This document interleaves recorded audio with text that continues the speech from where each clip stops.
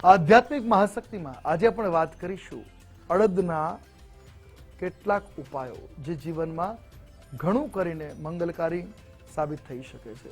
દરેક પદાર્થ દ્વારા શાસ્ત્રમાં, તંત્ર ગ્રંથોમાં, જ્યોતિષ ગ્રંથોમાં ઉપાય આપવામાં આવે છે. દરેક વ્યક્તિના જીવનમાં ક્યાંક ના ક્યાંક કોઈક ને કોઈ વાતે તકલીફો પડતી હોય છે ને તકલીફોનું સમાધાન કોઈ ઉપાય દ્વારા પ્રાપ્ત થતું હોય. તો આજે આપણે વાત કરીએ છીએ એવી સામગ્રી અડદ. અડદના દાણા દ્વારા કેટલાક પ્રકારના ઉપાય કરવાથી લાભ મળી શકે છે. ઘણી વખત એવું બને છે કે આપણે સખત મહેનત કરીએ, ઘણી તનતોડ મહેનત કરી હોય પણ પરિણામ શૂન્ય રહેતું હોય છે, યોગ્ય પરિણામ પ્રાપ્ત થતા નથી. સમસ્યાઓ પણ એવી ઘેરો ગાલીને બેઠી હોય છે, સમસ્યાનું નિદાન આવતું નથી. તેની પાછળ કુંડલીમાં કોઈ ગ્રહની દૂષિત અવસ્થા હોઈ શકે છે, કોઈની દ્રષ્ટિ દોષ લાગી શકે એવું છે. તો જ્યોતિષશાસ્ત્રમાં જે ઉપાય છે અડદને લઈને એ ઉપાયની આપણે વાત કરીએ. તો જો તમારા જીવનમાં મહેનત કરવા છતાં યોગ્ય પરિણામ પ્રાપ્ત નથી થતું, તમારા કાર્ય સુધરવાની જગ્યાએ વધારે બગડતા જતા હોય છે, તો આવી પરિસ્થિતિમાં બગડાયેલા કાર્યને શુદ્ધ કરવા માટે, સિદ્ધ કરવા માટે કેટલાક ઉપાયોમાં પહેલો આપણે વાત કરીશું અડદના દાણાની જ વાત કરીએ છીએ. 5 અડદના દાણા ગ્રહણ કરવાના છે અને એને હાથમાં રાખી અભિમંત્રિત કરવાના. શેનાથી? તો 5 વખત હનુમાન ચાલીસાનો પાઠ કરવો, ઘરમાં ફેરવી અને ઘરની બહાર ફેંકી દેવાના છે.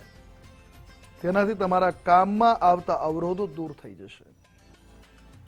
જો તમારી પેઢીમાં અવરોધ આવી રહ્યો છે, તમે પેઢીમાં ફેરવીને બહાર ફેંકી દેશો તો એમાં આવતી મુસીબતો જે છે, અવરોધો છે એ દૂર થતા જોવા મળશે. તમારી દુકાનના બંને બાજુમાં કોર્નરમાં, જેટલા ચારે કોર્નરમાં પણ તમે આ પ્રયોગ કરી શકો કે અડદના દાણા મૂકી રાખવા, 2 દાણા ચારે કોર્નરમાં મૂકી રાખવા.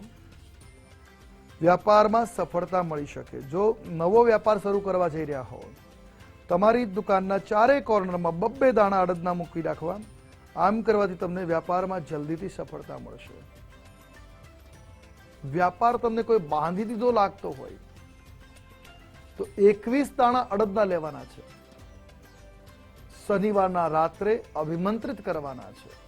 1 માળા મંત્ર જાપ કરવાનો. ભવર વીર તો ચેલા મેરા, ખોલ દુકાન કહા કર મેરા, ઉઠે જો દંડી બિકે જો માલ, ભવર વીર ખાલી નહીં જાય.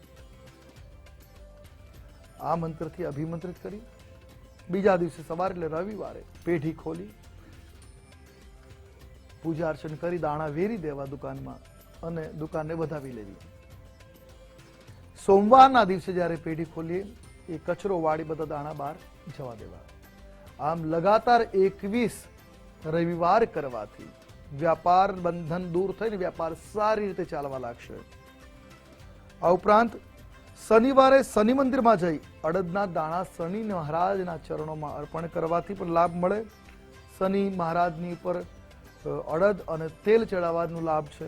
તો હનુમાનજી મહારાજના ચરણમાં અડદ, તેલ અને સિંદૂર મિક્સ કરીને અર્પણ કરવામાં આવે તો શનિની સાડાસાતીમાં રાહત મળે છે. જો કુંડલીમાં સાડાસાતી ચાલતી હોય, કુંડલીમાં શનિ ખરાબ ચાલતો હોય તો પણ આ પ્રયોગથી લાભ અવશ્ય મળે છે. જો લગ્ન જીવનમાં વિખવાદ ચાલી રહ્યો હોય તો પણ અડદ ઉપયોગમાં આવી શકે છે. અડદને મહેંદીમાં મિક્સ કરી અને બેડરૂમમાં રાખી મૂકવા જોઈએ. આનાથી વૈવાહિક તણાવ દૂર થશે. પતિ પત્નીમાં મતભેદો જે છે એ દૂર થતા જશે. અઠવાડિયા પછી આને ફેંકી દેવું જોઈએ. અઠવાડિયા સુધી આ વસ્તુને, પદાર્થને મૂકી રાખો. આર્થિક સ્થિતિ મજબૂત નથી, આર્થિક સમસ્યાઓનો ઘણો સામનો કરવો પડતો હોય છે, તો 5 દાણા અડદના દહીંમાં મિક્સ કરી પીપળાના વૃક્ષમાં મૂળ પાસે એટલે વૃક્ષ નીચે અર્પણ કરવા જોઈએ. અને આ લગાતાર 5 શનિવાર કરવું જોઈએ. 3 વસ્તુનું મિશ્રણ કરવાનું છે. 5 અડદના દાણા, ચમચી દહીં અને ચપટી સિંદૂર, આ 3 વસ્તુને મિક્સ કરી પીપળાના વૃક્ષના મૂળ નીચે અર્પણ કરવું.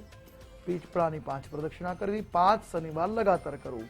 જે કંઈ પણ આર્થિક સમસ્યાઓ ચાલી રહી છે એમાંથી છૂટકો મળશે. હવે વાત કરીએ નજર દોષ. તમને લાગતું હોય કે તમને કે તમારા બાળકને નજર દોષ લાગ્યો છે, તો અહીંયા ચપટી અડદના દાણા લેવાના છે. માથા ઉપરથી 7 વાર ઘડિયાળની વિપરીત દિશામાં ફેરવવા અને તેને 4 રસ્તા ઉપર પધરાવી દેવા. વગર બોલે ઘરે પાછું આવી હાથ પગ ધોઈ નાખવા. આટલું કરવાથી પણ લાભ મળશે. અડદના દાણાના ઘણા પ્રયોગો છે. જો જીવનમાં પિતૃપીડાની ભીતિ હોય કે પિતૃપીડા છે, તો અડદના લોટનો દીપક બનાવી એમાં અમાસના દિવસે 4 દિશાઓમાં વાટ રહે એટલે ચૌમુખો દીપક તૈયાર કરવો. એમાં 4 બાજુમાં એક વાટ મૂકી અને સરસવના તેલનો દીવો પીપળાના વૃક્ષની છે અથવા ઘરની દક્ષિણ દિશામાં કે પાણીયારે કરવાથી પિતૃપીડામાંથી શાંતિ મળશે.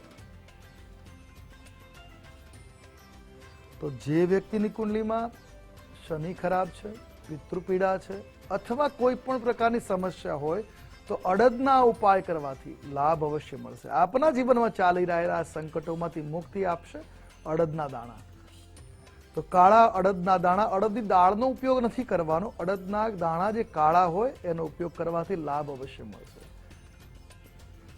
અને બાળકના વિકાસ માટે જીવનમાં સમસ્યાઓ ચાલતી, આરોગ્ય સારું ન રહેતું, તો સૌથી કારગર ઉપાય છે આખા અડદના દાણાને પીસીને લોટ તૈયાર કરાવો.